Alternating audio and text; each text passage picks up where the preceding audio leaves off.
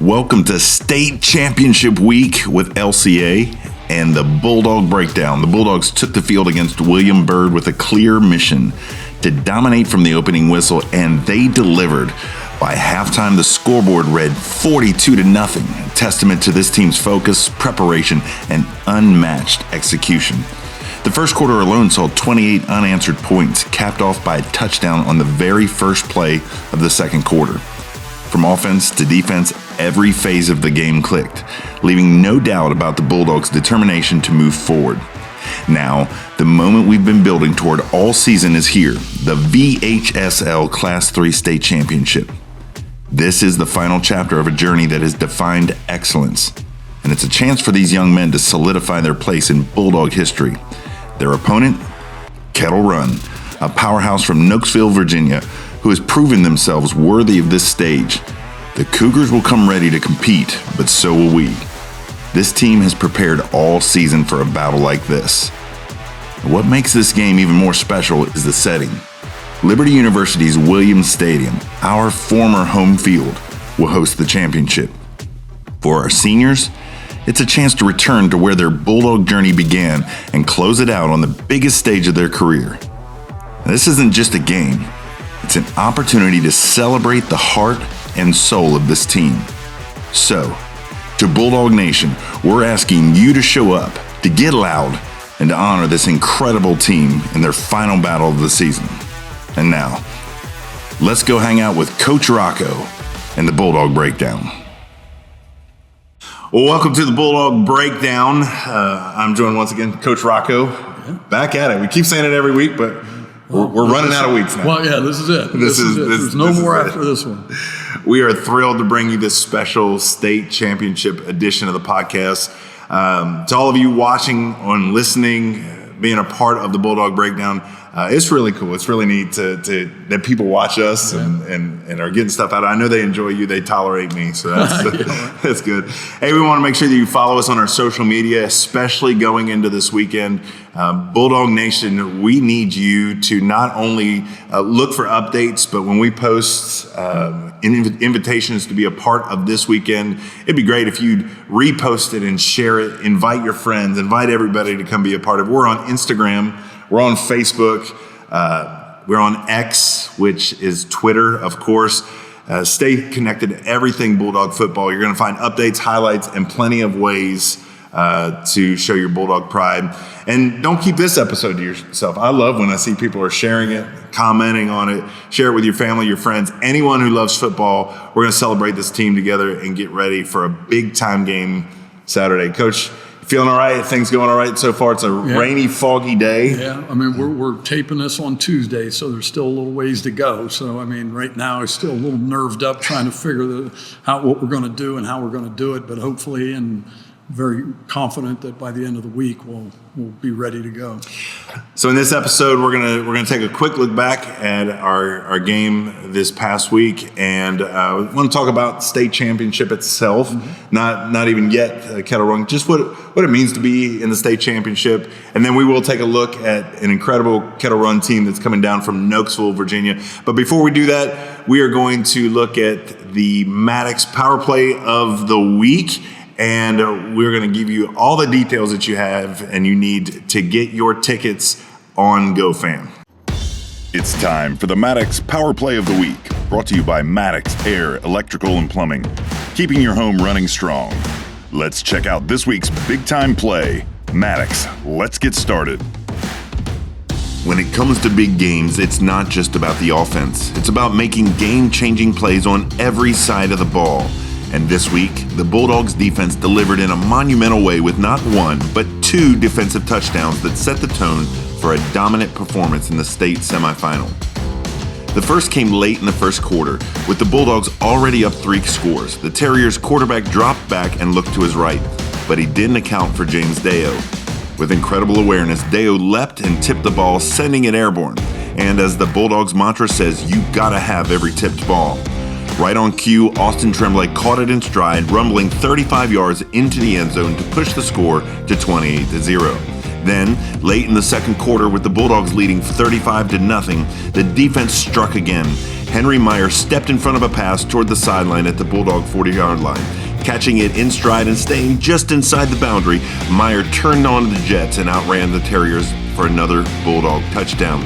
This play brought the crowd to its feet and put the exclamation point on an incredible first half.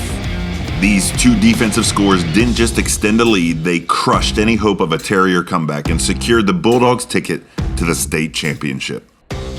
That was your Maddox Power Play of the Week, brought to you by Maddox Air Electrical and Plumbing. When it comes to your home, Maddox says, let's get started.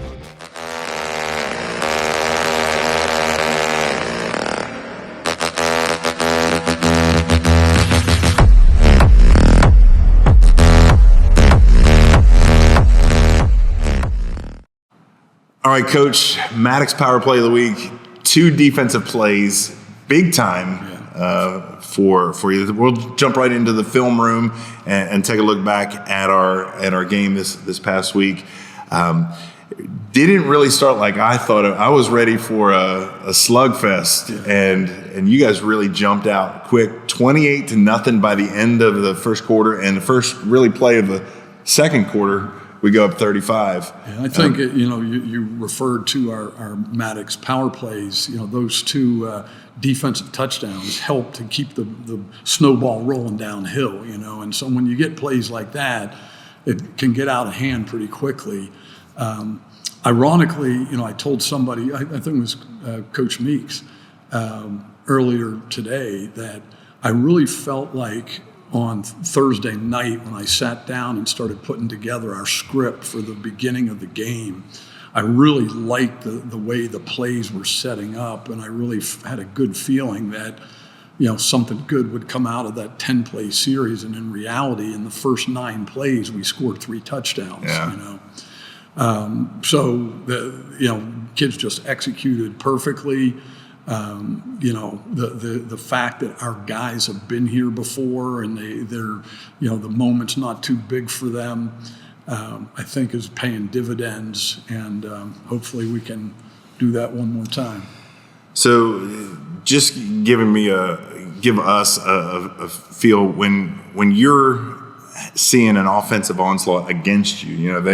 We're up 14-0, and then we score defensive touchdowns. Right. What does that do to a team when not only is there a takeaway, but takeaway and then a score? Yeah, I mean, that's what we coach from our side. Is just constantly be keeping the pressure on. And so whether it's scoring on offense or finding a way to take the ball back or turning defensive plays into points, I mean, that's keeping the heat on for sure. And then, even in our special teams, we do a really nice job of, we talked about this last week, of, directional kicking and placing the ball where maybe we can even get an onside kick, and get the ball back on special teams. So we just want to put the other team feeling like they're, they got pressure on them every phase of the ball. As we talk about those defensive plays, those interceptions, there's a part of Austin's play there that doesn't happen if James David doesn't come in and tap that ball. Yeah. James had a special game. Offensively, he touches the ball 4 times and he gets 4 touchdowns. Yeah. Last time we talked to James, I asked him, I said, did you feel like a special game was coming on? I feel like every game since that point. It's been like that. Have you noticed this year that James has kind of been peaking a little bit? He's really had a special part in just about every one of these games down the stretch. Yeah, I mean, the beautiful thing about this game against William Byrd Saturday is, Gideon didn't score a touchdown. Right. And, I think he had right around 100 yards, which is, for most people, I mean, it was an outstanding game. One of the reporters came up, he said, that is the quietest 100 yards I've ever seen Gideon Davidson run. Yeah, so, I mean, the beauty of it is, James Deo and Tyler Jackson and Justice Belford and Austin Tremblay, and those guys are all now finding their own niche and developing a complete attack that you just can't load up on Gideon, and so we've been a kind of a work in progress all year, trying to find the right chemistry and the right formula. And, thank God we're now, where we need to be at the right time. And everybody's kind of clicking. And we hopefully, again, like I said, we can do it one more week. But, ultimately we got to prepare and we got to execute. You talk about Gideon, great game on his part as well.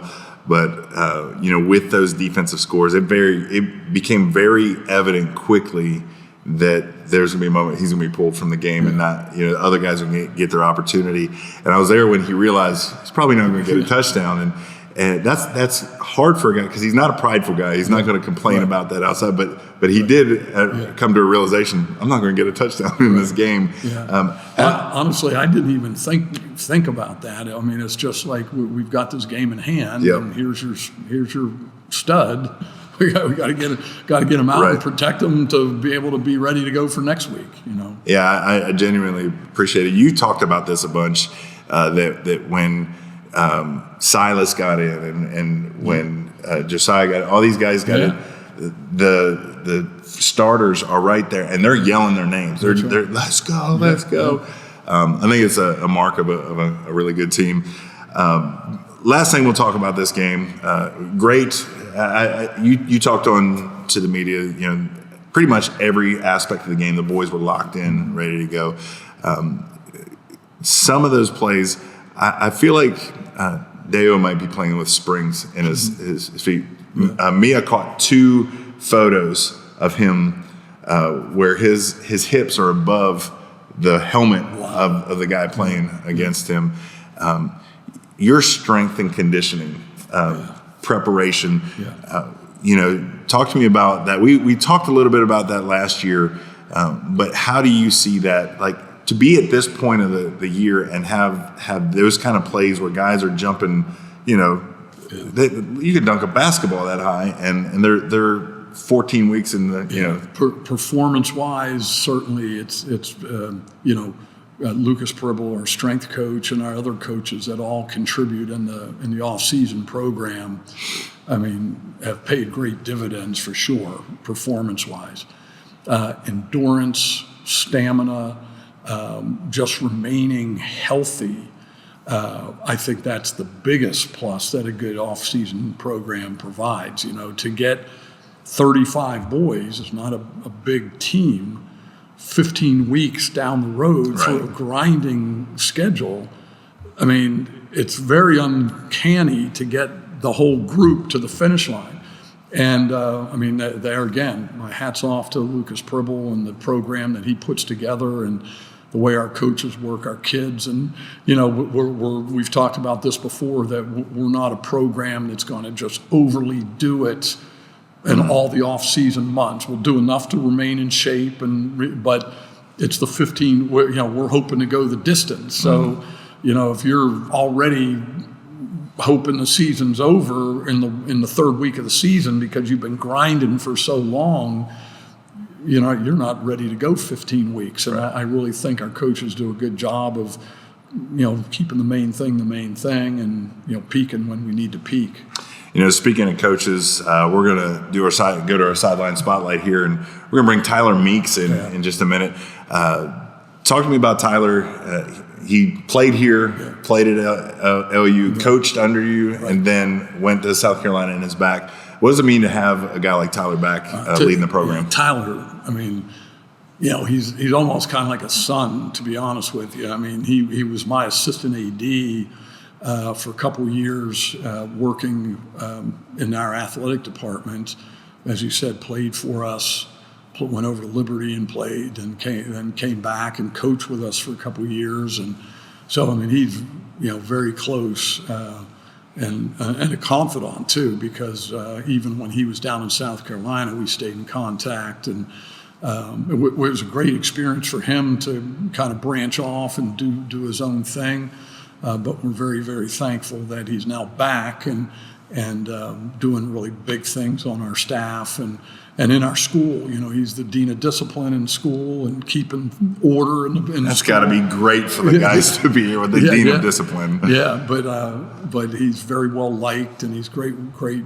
He's got a great personality and a really nice way about himself. Yeah. Well, that being said, let's take a moment, step away, go to Sideline Spotlight, meet Coach Meeks. All right, Bulldog fans, Sideline Spotlight. This guy is not playing on Saturday, but that's not to say that he hasn't.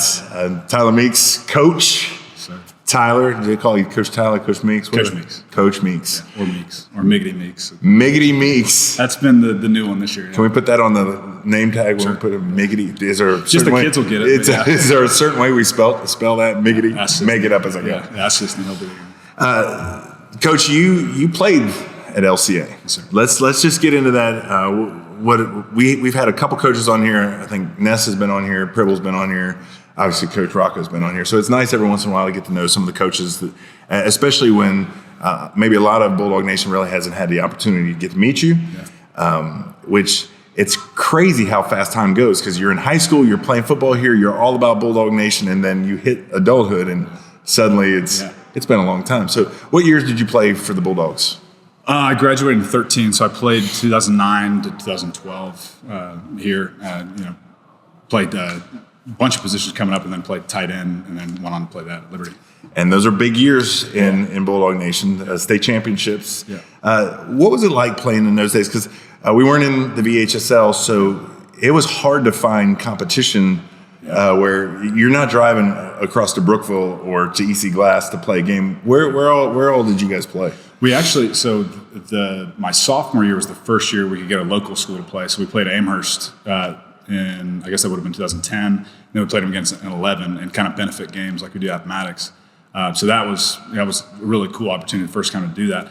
But then the more rival teams, I guess, were, you played Blue Ridge, played North Cross, Collegiate, Richmond, Flint Hill, Fork Union, I think at that time was kind of our regional rival. And then we played a couple schools from Charlotte Christian, Providence Day. Charlotte Christian was a fun one because we kind of had a back and forth over the years of playing them. And that was always an overnight deal. It was just cool to get to experience that. Yeah, so we're not talking a 20-minute ride. We're talking to play. It's an hour and a half, 2 hours, sometimes even more. Just thinking back, you remember what was that like for you when you would go to play a football game? Like you said, sometimes it was an overnight event. Yeah. I mean, it kind of worked out to usually over twice a year. You have or it'd be once or twice a year because sometimes you get split up. But you have the deal in the hotel and some almost a collegiate feel to it, which is cool. But then at the same time, you don't have the local rivalries that you do now. Like I think the way it is now is significantly better for the kids and for the program, getting to play the guys. Like we wanted desperately to play Brookville when I was in high school because they won state championships the same year we did. I still think we would have done well against them in those years. As the Kendall B. Craft and they had Corin Kervin, I think is his name, the defensive tackle went to Alabama. So I mean, they were very good and we were very good. And we had a bunch of guys going places. So it's awesome for our guys to be able to play those guys and play JF and play. All the local teams. Yeah, it's weird to have those questions out there. The year that we won the state championship 100 years ago in 1992. Jefferson Force won states, and Anthony Poindexter was on that team who went to UVA and stopped work done. A legend. But there was all those questions of could we have done it? Could we not? Right, and so it is cool to see that. So 2 state championships while you're here. Yep. What are your memories of those days when you guys won? Oh, it was great. I think we expected to be good my senior year. My junior year, we were lighter. I mean, we weren't really huge. We weren't very experienced. We had a bunch of like 5'6", 5'7" guys, and we're very. Chris Rock was our defensive coordinator. Was very creative. That's the first year kind of our penny scheme came in about. So that year was a lot of fun, and then the next year, there was a group of us coming up that had put on a lot of weight and we were a lot larger. So, I mean, I think we expected a little bit more to be good, but it was still, it was a battle. I think we actually probably beat people worse my junior year than my senior year. just because we were maybe sneaking up on people. But I mean, it was awesome. The process and everything that Coach Rocco has now was very similar to then, as far as the week preparation and, schematically, I think Coach Rocco always provides a great edge for his team. So it was awesome. So as a player you're a coach that was a player and you've been to the state championships back-to-back state championships like a lot of these guys. I want to demystify something because everybody will tell you we got to go 1-0 this week. Yeah. This is just a game. We can deal with it afterwards. It's not just a game. Right. This is state championship. No doubt. What are these players feeling this week as they're preparing?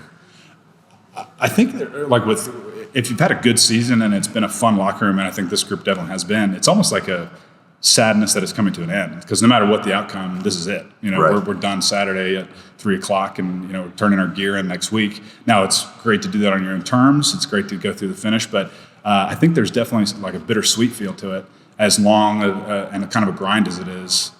There's definitely a feeling where next week everybody's, we got a couple guys that are going to college next week. We got guys that are going to be taking finals and we won't see them after the semester. So, yeah, it's bittersweet for sure.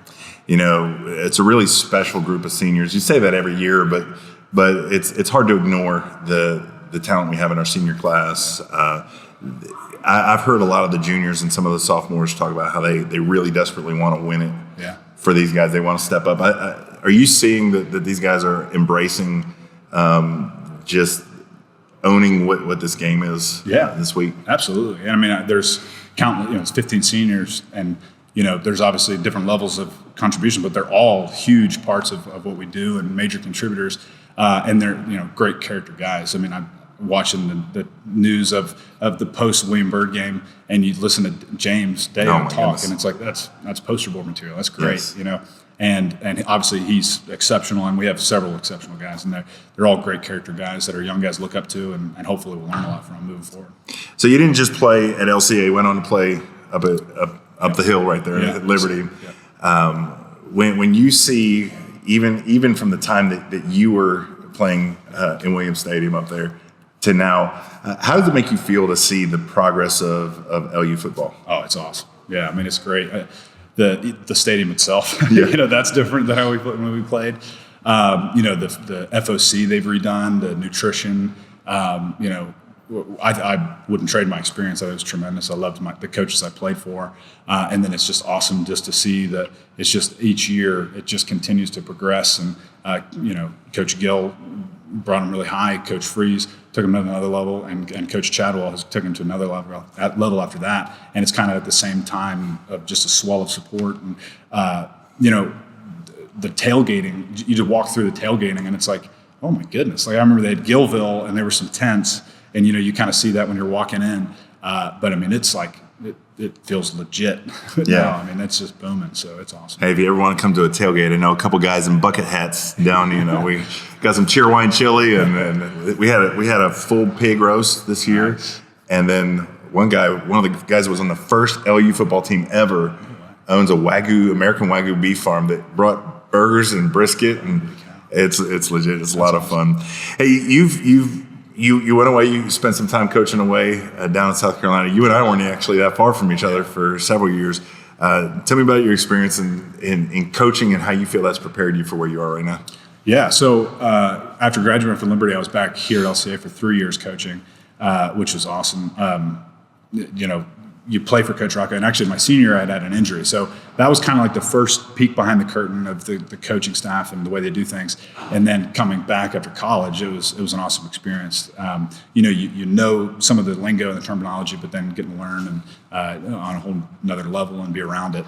And then for 4 years, I've been in South Carolina, just outside of Charlotte. And it was a really good experience. That was the first year of kind of leaving the Liberty bubble, being outside of it, which is good for various reasons, and I think most of all, it's made me appreciate what is here, the Christian foundation, the way students carry themselves, and just being around fellow believers on a day-to-day basis to me has been awesome, and just the freedom to speak about it. I mean, in public schools, there's always like, man, if you say the word Jesus, you don't know. It's like, and it's a lot of places. I was at a place where, I probably could have, but you're a little bit nervous. And if a kid asks you, and you're free to speak. But and otherwise, you're really not supposed to.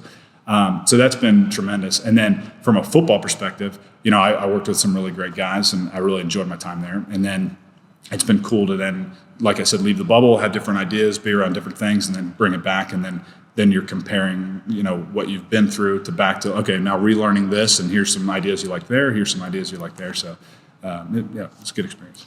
Yeah. Speaking of that, we always talk with the kids when they're here. It's an interesting thing to really consider how faith impacts the way you play the game. You talk about Deo. I mean, as reporters are trying to get him to talk about himself, he's bringing up the Lord and just what a privilege it is to play. And these guys talk about playing with faith being a major role.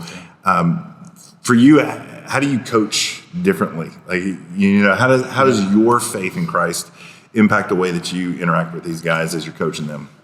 Yeah, I mean, obviously, you jump to you don't berate guys for the sake of berating guys. You jump to some of those things. Not that I never worked with any guys that did that. But I do think that it's easier for kids to understand that you love them and you want what's best for them, because they're understanding, from up in school, from their families, from church, that, the Bible is not a list of rules of saying like, oh, you're bad if you do these things, but it's really a way to set you up for a healthy, successful, joyful life. And I think it's a little bit easier with that common understanding to then translate to the football. It's like, it's not because I don't like you. It's not because you're bad. It's because you're capable of more, and we're going to try to get you to that. So I think it's tremendous with that, and that definitely impacts the way I interact with anybody, but especially in coaching. I'm going to put you on the spot here because people ask this all the time. People pray for victory. Yeah. Does God care if we win or lose this football game? I hope so. I debate that every day pretty much. That's such a hard one. People say that all the time. I always tell kids, like, look, God loves the kids on that other team just the same. Ultimately, at the end, he's gifted us, use it to the best of our ability, and I think that the way you play and the way you coach is really what matters overall. Before I let you go, we're going to be in Williams Stadium this weekend, and unlike during the season, there's people have to pay to come to these games, and that can sometimes be a deterrent. And believe it or not, I mean, I think that we as LCA fans have been spoiled by the fact that it's almost a foregone conclusion that we're going to win. It should never be. Coach always says winning is hard, no matter what you're doing. I've been trying to communicate that not only should people come this weekend because they're going to see a good football team play, but our guys deserve for them to come and show appreciation and support. So it's not even just about coming to watch something; it's coming to support. As a former player and as a coach, what does it mean to these guys to see men and women, classmates, people from the community come and sit in those stands for 4 quarters, watch them play?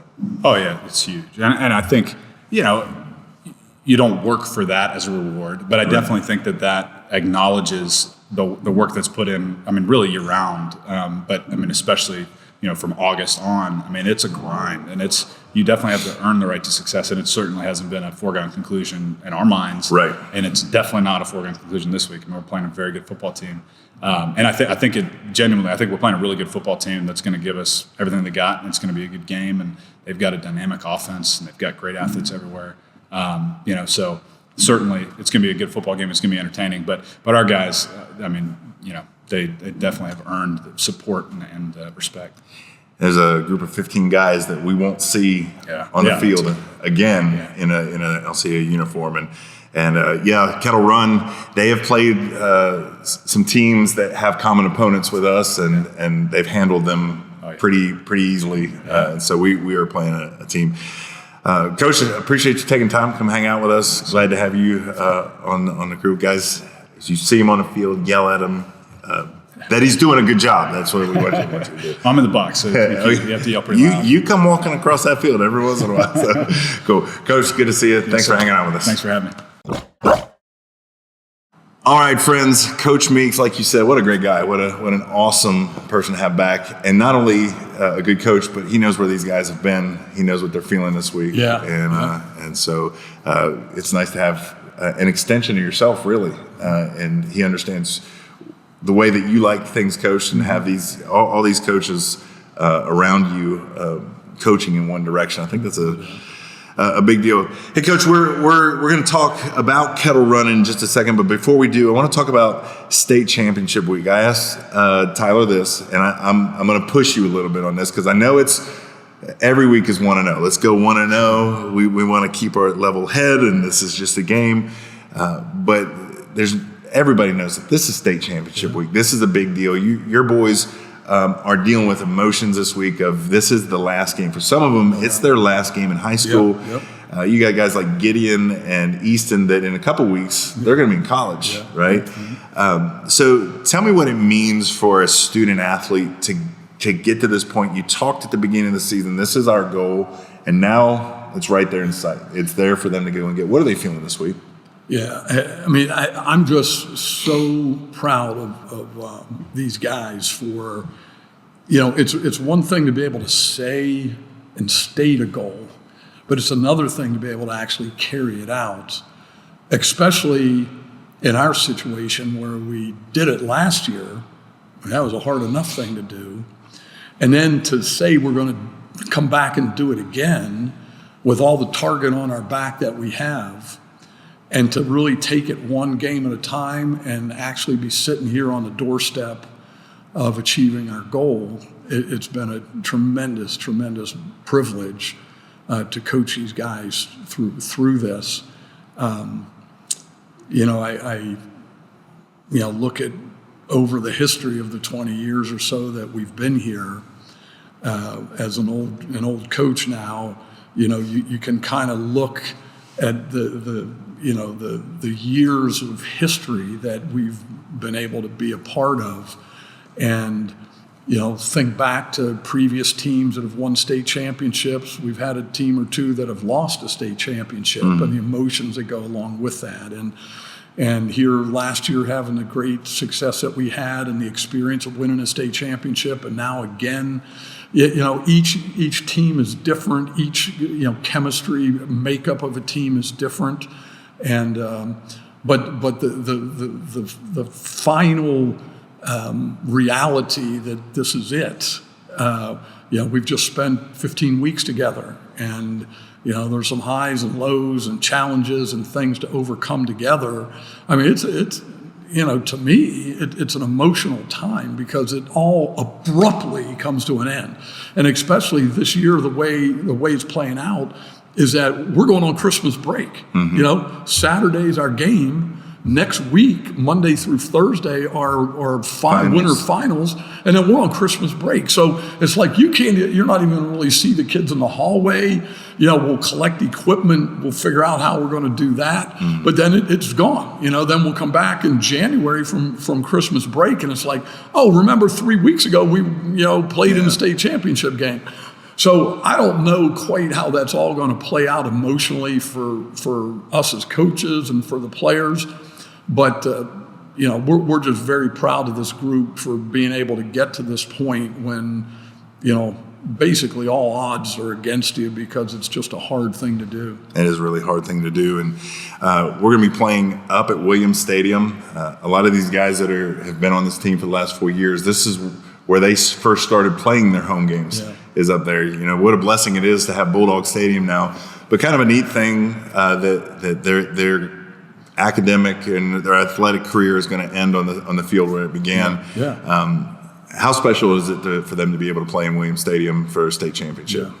Yeah, I hadn't even really thought about that twist that you just presented, but that's even another emotional component to this whole thing. Our seniors, have played middle school football right out there. Came all the way up through. JV even was out there back in the day, and now the stadium. And this whole thing's going full circle with playing over at LU. So I think it's going to be sentimental time for sure. Yeah. Bulldog Nation and Coach, one thing that sticks out to me is, we have a fan base that has experienced a lot of winning. I think we're the third longest winning streak in the state of Virginia right now. And so we've experienced a lot of that. And sometimes we as fans can take it as a foregone conclusion that we're going to win. My thing is that when thinking about coming to this game this weekend, I want to challenge those of you in Bulldog Nation. Like for me, it's not as much even come and watch a good game, but come and support guys that have represented this school so well. Yeah. It's my belief that we come because these guys deserve our support. I think there's a difference in that, in the fact of coming just to watch a show, watch an event as much as it is. Those boys need to turn around and see Bulldog Nation and see the community in those seats like they were at the beginning of the season. Right. It'd be really cool to see them come and end that as well. Yeah. I agree. I mean, I know that this is a really busy time of the year, and we're already into the winter sports season, a couple weeks now, right. and so there's so much going on. But in our culture, and I think we've talked about this before, football has a very special place in our culture, and a lot of communities really derive, a sense of community, a sense of, belonging and even identity, really, from sports teams and the platform that a sports team gives a community in the state or even nation or whatever the case may be. So football is one of those sports where it's common to to rally around your team, and our guys, as you said, I believe really deserve support, and our community here, if they knew our guys, individually, and they came and they've watched them. They can see they do things the right way. They're not showboats. They're helping their opponent up after we knock them down, and they're a group of guys that you can really get behind and love and support. So, I just we're at the pinnacle right now, and as much as we represent our LCA Bulldog football team. We represent everybody in Bulldog Nation, and so it's like calling everybody to battle. We need you.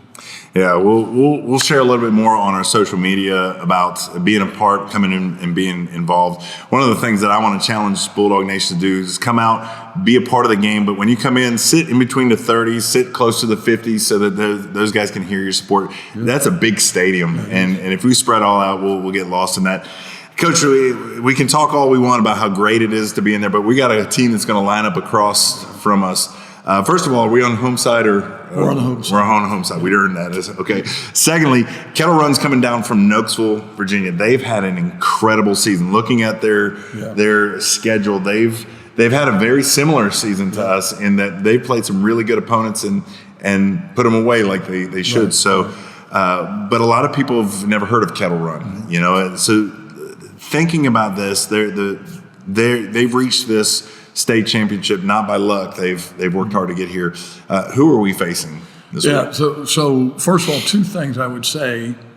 They've been here before. They played in the state championship game just a couple years ago in Class 4. Okay. So they've now came down into Class 3. So they've been here before. This isn't a new thing for them. And then, if there's 6 classifications in the state of Virginia, we're 3A. In the 6 games that are going on across the state final games, there's 2 teams left in Class 1, 2 teams in 2, 3, so on and so forth. There are only 2 of those 6 games that are pitting 2 undefeated teams against each other. 6A, Oscar Smith is playing somebody, I forget who it is, and our game against Kettle Run. So this is 2 undefeated teams, 2 teams that have had great seasons. Like you said, Kettle Run is very complete in the type of football skill that they have. So, I mean, it's going to be a war. And, I mean, we're looking forward to, may the best man win. What kind of ball do they play? I always kind of ask you, who are some players that we might look out for?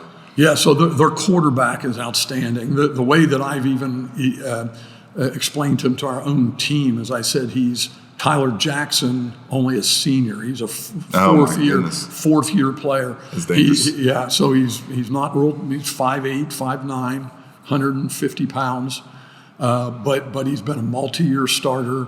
He's very, very accurate, and he's a savvy competitor, just like TJ. So he stirs the drink. But then they have two running backs, 22, 25, are both really good. They've got 4 really good receivers. They got 2 really good tight ends. Their line is not like huge. They got 1 really big guy, but then most of them are more just athletic and move and pull and stuff like that. Defensively, they're a pressure defense. They're bringing blitzes like crazy, and their D-line, again, is not a big line, but they're moving all the time and make it really difficult for offensive line to track them down because they're always moving. So, yeah, it's going to be a challenge. It's going to be a battle. Hey, Bulldog Nation, as we look ahead to this Saturday, let's remember what this has been about: excellence, perseverance, and family. These young men have given us moments that we are never going to forget. I just think back over this season, so many plays that you can look back and just unbelievable times that we've had. And now on the cusp of making history, the opportunity to go back-to-back is huge. It's more than just a football game. It's celebrating the legacy of a team, the grit that they've shown, the fight in their heart. Seniors who have poured their heart out in every practice, led this team, every play, every victory. Whether you're in the stands at Liberty or you absolutely have to watch online, if you can get the Liberty, come and watch them play. But if you have to walk online, we need to make our voices heard.